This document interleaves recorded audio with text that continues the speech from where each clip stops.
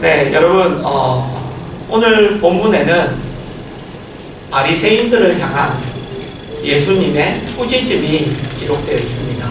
그죠? 화가 있을 거다. 그렇게 예수님이 바리새인들을 향하여 꾸짖으십니다. 그런데 우리가 오늘 요 말씀만 읽었지만 사실 우리가 읽지 않은 37절부터 이제 44절까지는 예수님이 바리새인들을 꾸짖으세요. 바리새인들에게 이제 뭐라고 꾸짖음을 하시는 것입니다. 그리고 45절부터 54절까지는 이제 율법 교사들을 향해서, 율법 교사들을 향해서 이제 예수님이 꾸짖으세요. 여러분, 우리가 복음서를 읽다 보면 당시 유대 사회에 종교적, 정치적, 사회적 그 지도자들에 해당하는 바리새인이나 또는 서기관, 율법교사, 제사장, 사두개인 이런 사람을 예수님이 꾸짖는 장면을 우리가 보게 됩니다. 여러분, 예수님이 그들을 그렇게 꾸짖으세요. 대표적으로 그런 사람들을 꾸짖으신 거죠. 그렇죠? 원래 이스라엘은 여러분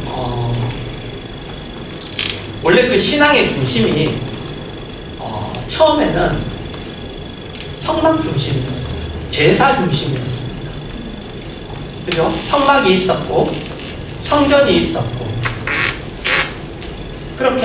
그리고 그렇게 이제 그 신앙의 어떤 신앙 행위의 중심이 그런 성막, 성전, 제사 중심이었어요.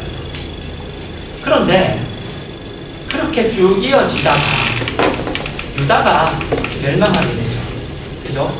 처음에는 북이스라엘이 먼저 멸망하고 아수르에게, 아시리아에게 먼저 멸망하고 그리고 그 다음에는 이제 유다가 이제 바벨론에게 멸망당합니다.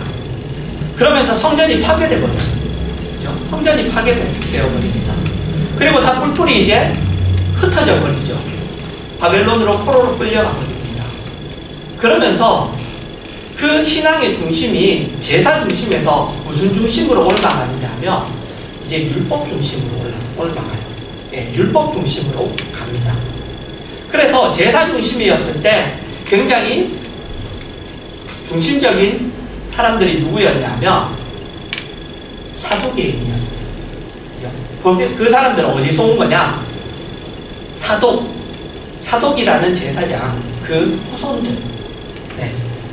그래서 그 사람들이 이제 굉장히 큰 세력을 가졌었습니다. 그런데 그 이후부터는 그 신앙이라는 그 신앙의 중심이 율법으로 옮겨가고 그래서 회당에서 막 가르쳤잖아요. 말씀을 가르치고 그래서 그 다음부터는 율법 교사, 바리새인, 서기관 이런 사람들이 이제 그 중심을 그 큰 세력을 이렇게 가지게 됩니다. 그런데 어쨌든 예수님이 그들을 꾸짖으셨는데 왜 꾸짖으셨죠? 여러분, 그들을 왜 꾸짖으셨죠? 예수님이. 우리가 대표적으로 알고 있는 이유가 하나 있죠. 이 단어는 그 단어와 같은 단어입니다. 밖에서 밥을 사 먹는 것과 같은 단어예요. 뭐죠? 외식. 그죠? 외식하는 것. 외식하니까. 그죠?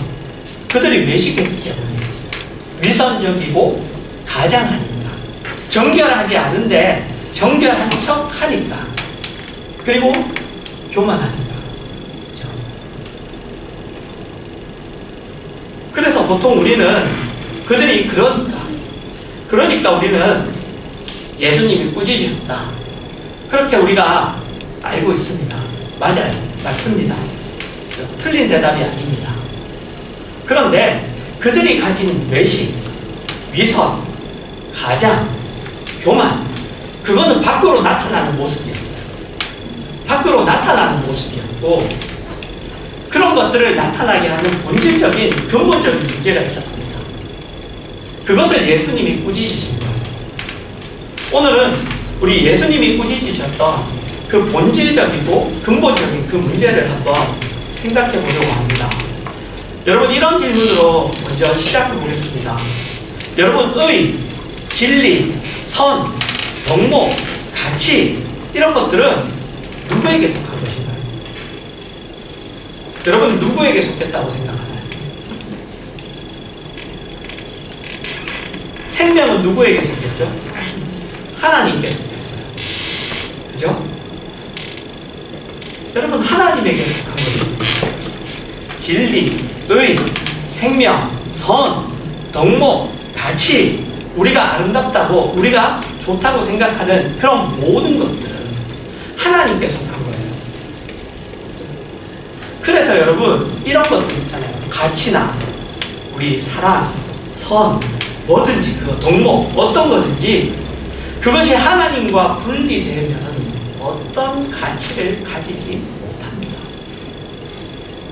여러분, 요한복음 14장 6절입니다.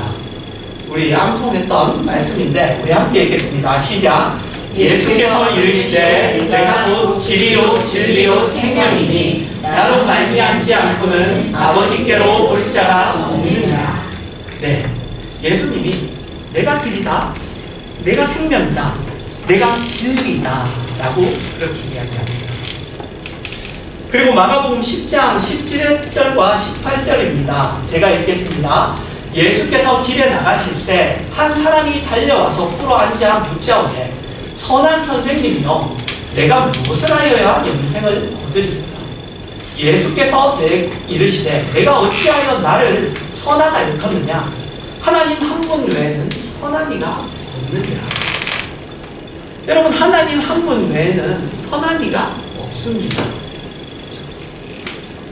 그래서 여러분, 선이나 의, 어떤 가치나 어떤 덕목도 하나님과 상관없이 하나님과 연결되지 않고 그냥 뚝 떨어져서 그것 자체로 가치를 가지지 못해요.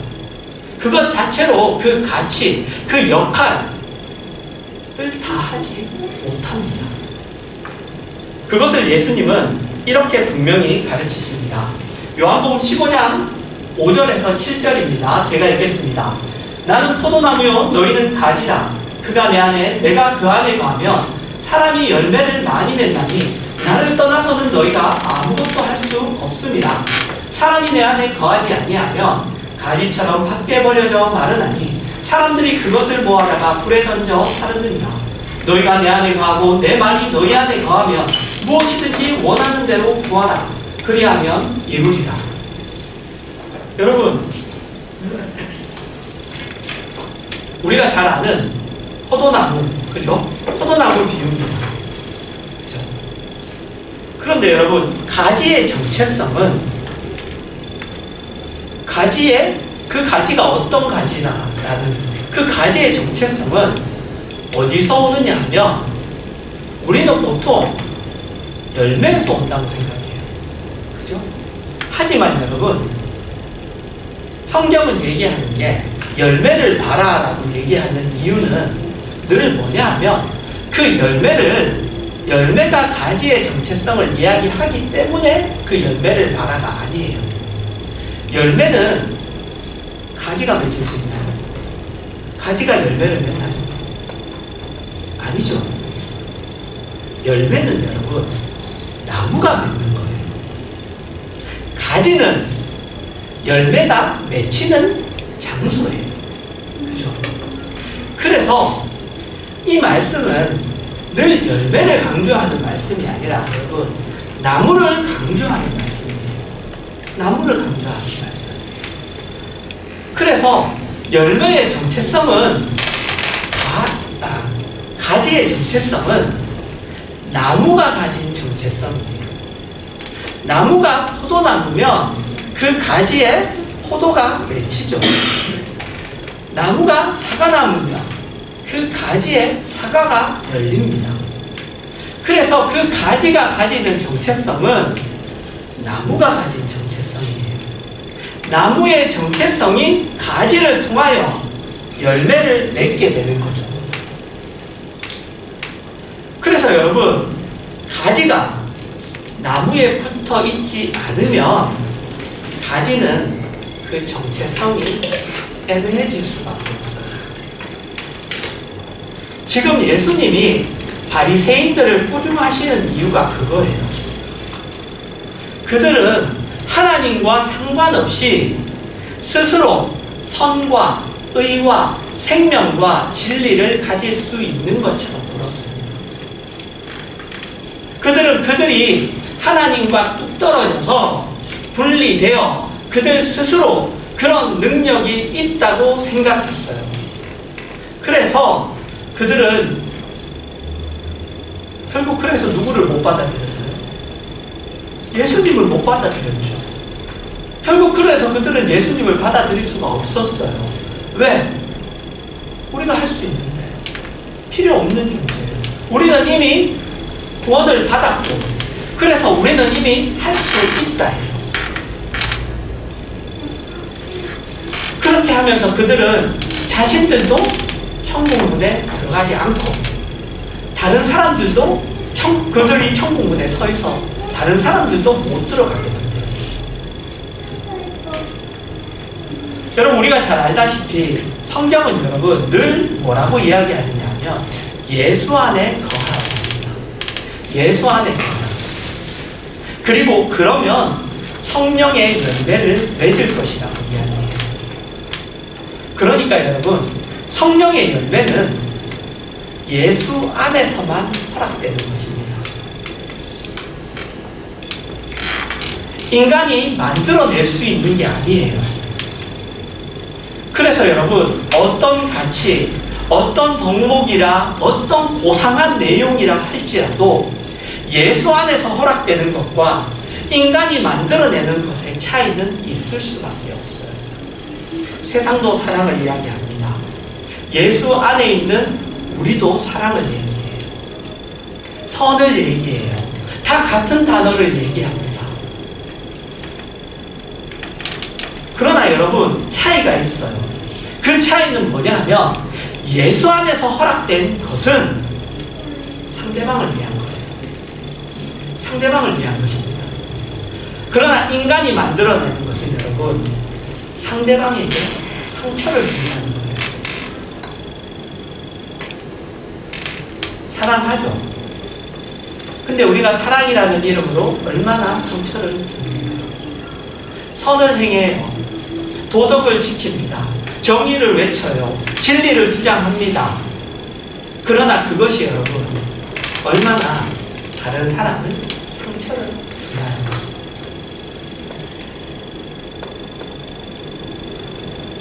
상대방을 잡죠. 그런 것을 가지고. 그것을 가지고 상대방을 잡아요. 상대방을 죽인다. 그걸 가지고 살리는 게 아니라 그걸 가지고 죽여요. 여러분 예수를 믿는다는 것은 예수 안에 거하는 거예요. 가지가 나무에 붙어 있는 겁니다. 그러면 우리는 우리의 정의가 우리가 외치는 진리가 예수 안에 있다는 것을 합니다. 예수님이 말씀하신 내가 곧 길이요 진리요 생명이니 라는 이 말씀이 십자가라는 것의 근거 위에서 그것이 설 수 있는 말씀이라는 것을 압니다. 그러나 예수와 상관없이 우리의 정의와 우리의 진리가 등장하면 그것 가지고 사람을 잡아요. 틀렸다고 하고 정죄할 수는 있습니다. 그리고 죽이죠. 그것 가지고 죽이는 거예요. 그것 가지고 살리지 않아요. 그것 가지고 나는 살고 상대방은 죽이죠. 그리고 여러분 그렇게 하는 것으로 끝입니다. 무슨 말이냐면 이야기하는 것으로 끝이에요. 그것을 주장하고 외치고 해도 그것이 나를 채울 수가 없어요. 내가 선을 외치고 의를 외치고 정의를 외치지만 그것이 내 자신을 부여하게 하지 못합니다. 그냥 외치는 게 끝이에요. 여러분, 예수가 없는 옳음, 예수가 없는 사랑, 예수가 없는 진리, 정의를 한번 생각해 보십시오. 그건 언제나 여러분 넉넉함이 없어요. 언제나 끝장을 보려요. 언제나 분노합니다.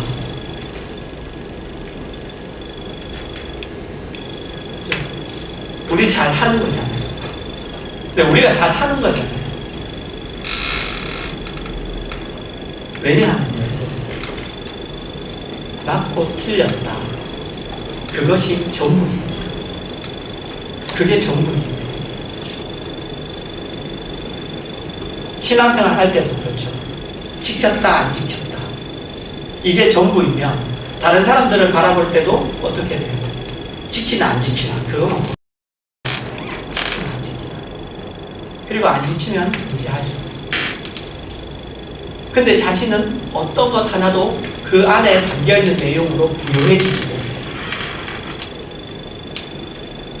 여러분, 그래서 이 말씀 뒤에 예수님이 이런 말씀을 하십니다. 제가 읽겠습니다. 너희가 열매를 많이 맺으면 내 아버지께서 영광을 받으실 것이요 너희는 내 제자가 되리라. 아버지께서 나를 사랑하신 것 같이 나도 너희를 사랑하였으니 나의 사랑 안에 거하라. 내가 아버지의 계명을 지켜 그의 사랑 안에 거하는 것 같이 너희도 내 계명을 지키면 내 사랑 안에 거하리라. 여러분, 계명은 그것 자체가 전부가 아니에요. 지키고 안 지키고가 전부가 아니라고요. 여러분, 옳고 그른 것이 전부가 아닙니다. 가치가 아니에요. 계명은 뭐냐? 하나님 안에 있는 법이에요. 하나님 안에 있는 법. 하나님의 뜻에 내 자신을 굴복시키는 법입니다. 그게 계명이에요. 그래서 내 계명을 지키면 내 사랑 안에 거하리라 하는 거예요. 지키고 안 지키고 그게 아니에요. 그냥 그 내용을 지키고 안 지키고가 전부가 아닙니다.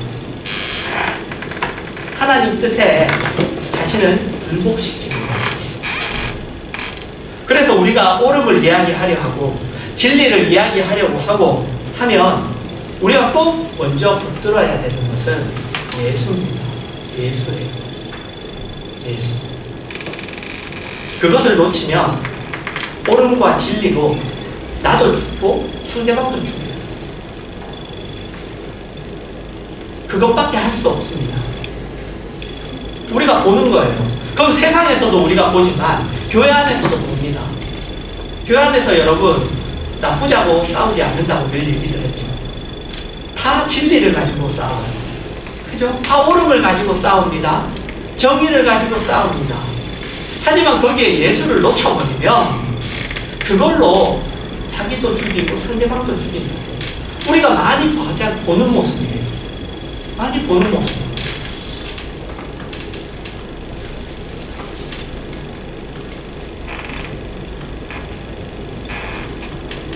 그 일밖에 할 수 없어요. 그럼 그렇게 될 수밖에 없어요. 그래서 그것을 예수님이 이런 말씀으로 보여주세요. 마태복음 9장 9절에서 13절입니다. 네, 우리 한 절씩 우리 한번 교독해 볼까요? 제가 9절을 읽겠습니다. 예수께서 그곳을 떠나 지나가시다가 마태라는 사람이 세관에 앉아 있는 것을 보시고 이르시되 나를 따르라 하시니 일어나 따르니라.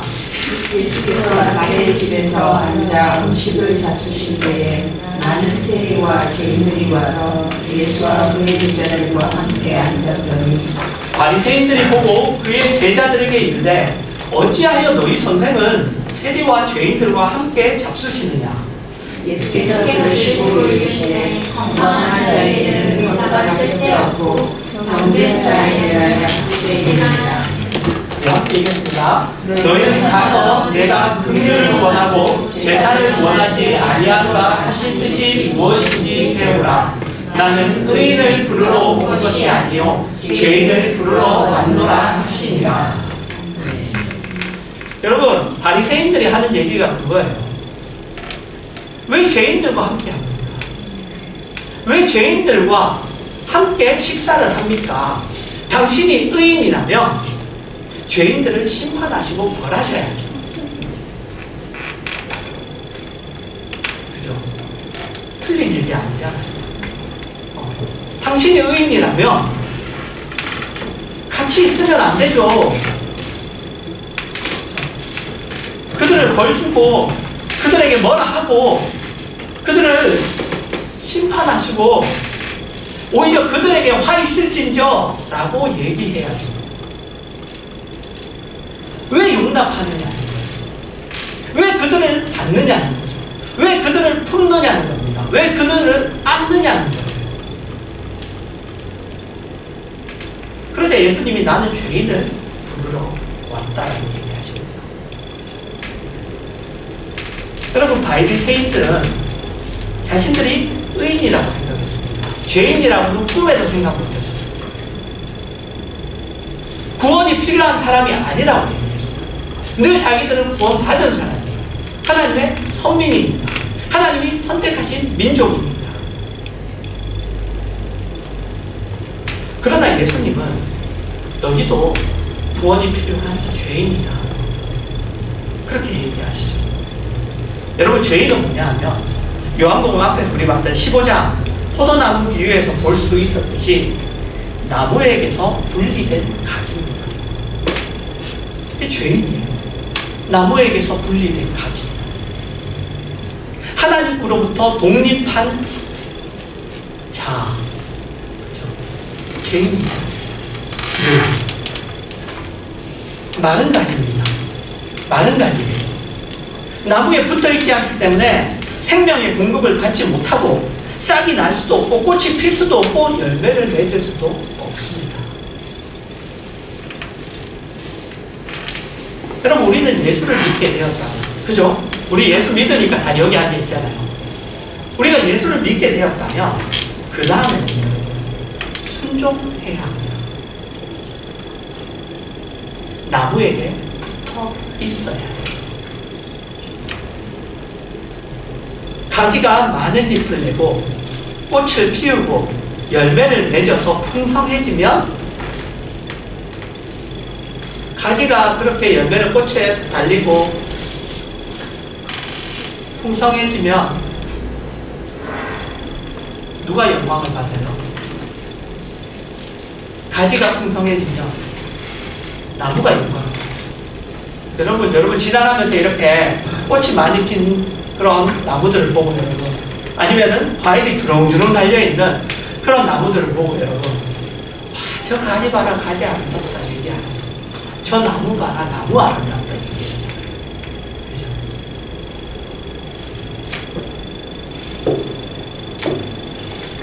그래서 여러분, 하나님에게 붙어 있어야 한다는 건 신앙의 가장 중요한 내용이에요. 그래서 뭘 요구해요, 여러분? 그래서 순종을 요구하는 겁니다. 붙어 있는 거예요. 붙어 있는 거. 그것을 예수님이 그 중요한 내용을 이렇게 말씀하세요. 요한복음 13장 34절과 35절입니다. 제가 읽겠습니다. 새 계명을 너희에게 주노니 서로 사랑하라. 내가 너희를 사랑한 것 같이 너희도 서로 사랑하라. 너희가 서로 사랑하면 이로써 모든 사람이 너희가 내 제자인 줄 알리라. 사랑하라고 하십니다. 그런데 어떻게 사랑하라고 하시죠? 내가 너희를 사랑하는 거지. 그죠? 예수님이 제자들을 사랑하신 것 같이, 예수님이 제자들을 사랑하신 것 같이 사랑하라고 합니다. 근데 예수님이 어떻게 사랑하셨죠, 여러분? 네, 그죠? 다양하게 사랑하셨죠? 네. 근데 여러분, 예수님이 찾아오셨죠.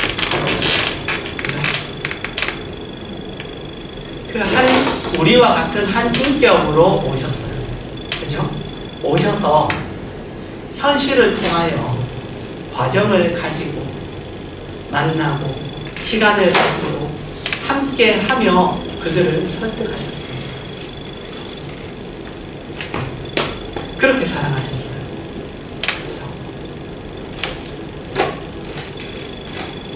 여러분, 진리는 설명해서 이식되는 게 아니에요.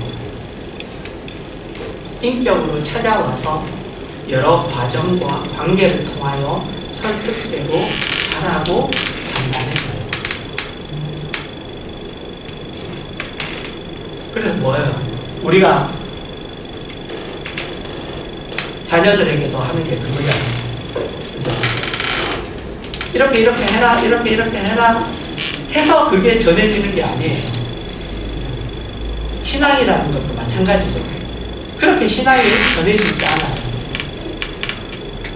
어떻게? 살면서. 같이 살면서. 부모가 어떻게 하고, 이런 일들을 만났을 때 부모가 어떤 선택을 하고,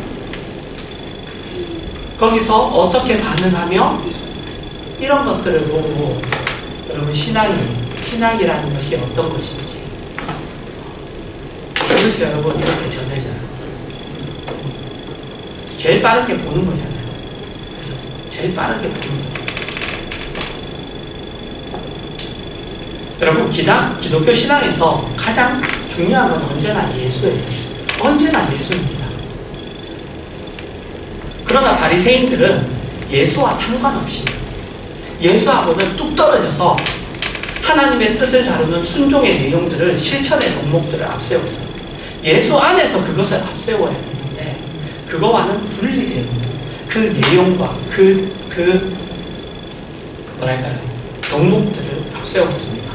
그러다 보니까 뭐만 남게 돼요? 심판만 남게 되는 거예요. 그러다 보니까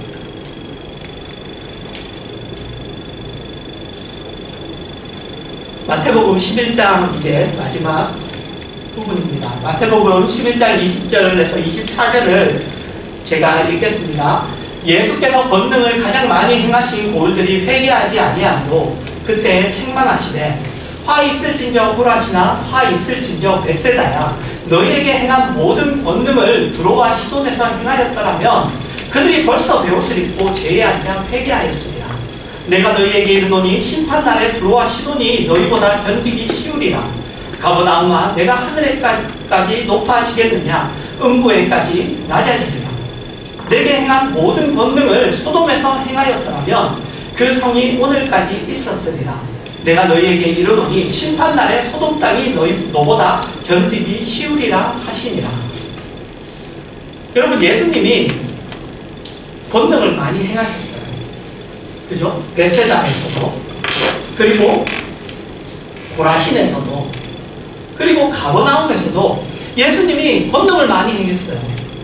그런데 그들이 회개하지 않았어요. 그죠? 그래서 예수님이 지금 꾸짖으시는 거예요. 그래서 여기 보면 두로와 시돈이, 그죠? 두로와 시돈, 소돔 이런 곳에서 너희들에게 행한 것처럼 그렇게 내가 권능을 행했다면 그들은 벌써 회개했을 거야. 그렇게 얘기하는 거예요. 그렇게 많은 권능을 너희에게 행했는데 너희는 회개하지 않았다. 돌아서지 않았다. 돌아오지 않았다. 라고 얘기하는 거예요. 그리고 25절부터 28절입니다. 그때 예수께서 대답하여 이르시되 천지의 주제이신 아버지여 이것을 지혜롭고 슬기 있는 자들에게는 숨기시고 어린아이들에게는 나타내심을 감사하나이다. 옳소이다. 이렇게 된 것이 아버지의 뜻이니이다. 내 아버지께서 모든 것을 내게 주셨으니 아버지 외에는 아들을 아는 자가 없고 아들과 또 아들의 소원대로 계시를 받는 자 외에는 아버지를 아는 자가 없느니라. 수고하고 무거운 짐진 자들아 다 내게로 오라. 내가 너희를 쉬게 하리라. 여러분, 앞에 고라시, 그죠? 벳세다, 가버나움, 그들에게 욕만 하고 끝난 게 아니에요. 이 말씀도 그들에게 하시는 말씀입니다.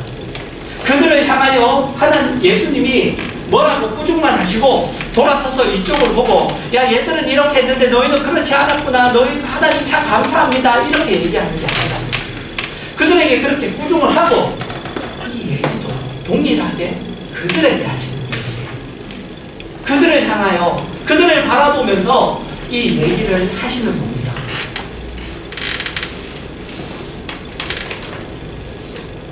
화 있을진저 너희가 왜 회개하지 않았니? 너희가 회개했어야지. 너에게 한 것을 다른 데서 한 것을 너에게 한 것만큼 다른 곳에서 했다면 그들은 벌써 돌아왔을 거다.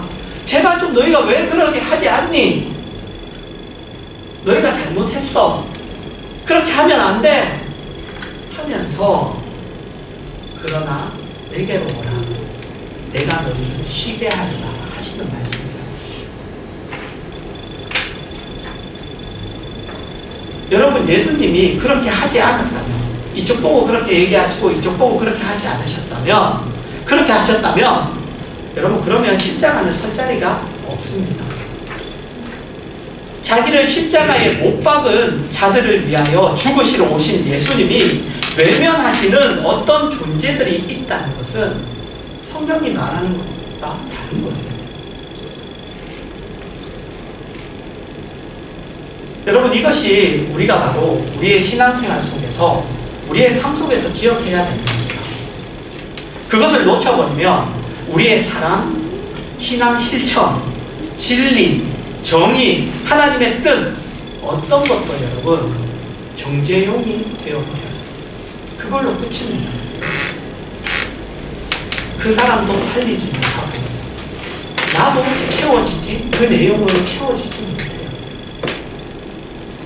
그렇게 되면 여러분, 우리는 영적으로 가난을 면할 수가 없습니다. 가난을 면할 수가 없어요. 예수 믿는 게 고단합니다. 하나도 기쁘지 않아요. 하나도 즐겁지 않습니다. 모든 사람을 정죄하고 분노해요. 왜 이따위인가? 왜 저 사람은 저런가? 왜 교회는 이 모양 이 꼴인가? 그런데 여러분, 그래서 누가 오셨다고요? 예수가 오신 거예요. 그래서 예수가 오신 거예요. 우리가 의롭고 우리가 능력 있는 것보다 여러분 훨씬 다행스러운 일이에요. 여러분, 우리는 나무가 아닙니다. 우리가 생명을 생산하지 못해요. 그러니까 여러분, 우리 분노하지 말기로 합시다. 이렇게 해도 그게 되냐? 이렇게 여러분 얘기하지만 우리 분노하지 말기로 합시다. 이 내용을 가지고 용서하고 믿음으로 우리 안기로 그렇게 합시다. 세상 사람들이 한숨과 절망으로 사는 동일한 현실 속에서도 우리는 그 현실을 왜 견딜 수 있는지를 우리가 보입시다.